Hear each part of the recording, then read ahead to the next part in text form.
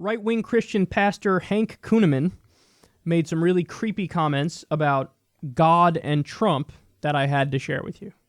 If President Trump, God spoke to me about him. I said, tell me about him. He said, Hank, he's a work in progress. I said, what do you mean?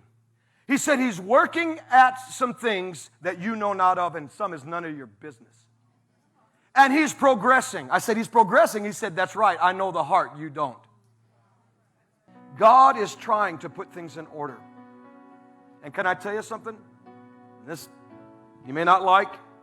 I cried out to God. I said, God, how long is this going to last? He said, it's going to last through the rest of this term.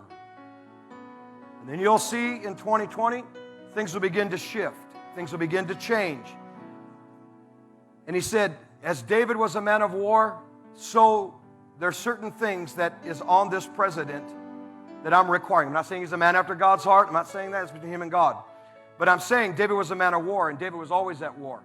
This president has been called and appointed by God, whether you like it, whether you agree with it, to be at war with some of these cultural things, like it's okay to have man with man, woman with woman. It's okay, they say, to push God out of our schools. You forgot what we almost got elected in this land.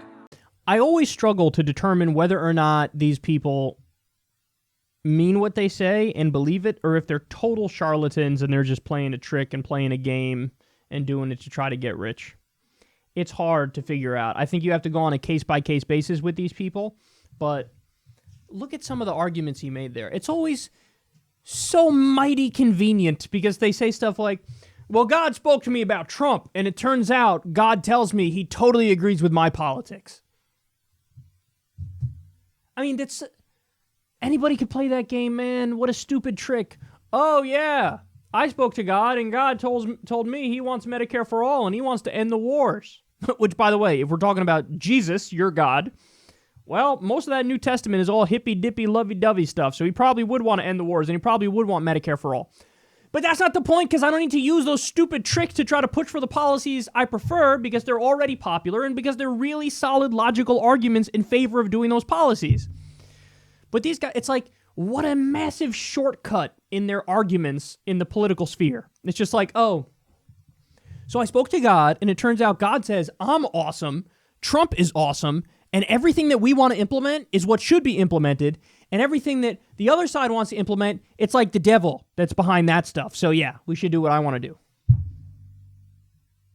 It's so lazy, and it's so disingenuous, and it's so smug. And do you really believe it? I mean, if you really believe it, it's almost scary because it's borderline paranoid schizophrenia. I spoke to God. He was mimicking like he had a conversation with God. Dude, you're a dude. You understand that? You know what you do? You fucking watch football on Sundays. That's what you do.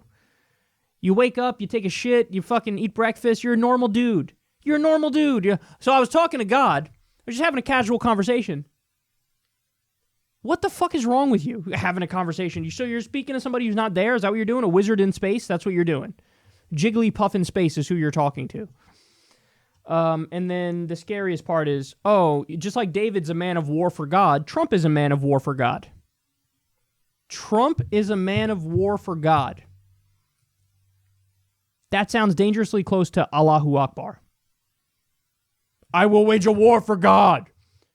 We can have a term for that and call it, say, a jihad.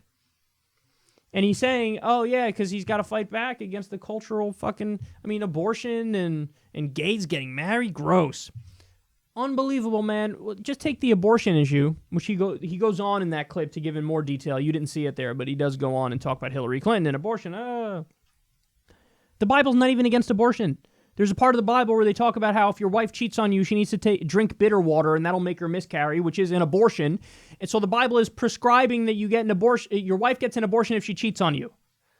So they don't even know their own Bible, but they make these arguments like, I know what God wants, and God's so pro-life that he was for the Iraq war, he's against universal health care, but he's against abortion.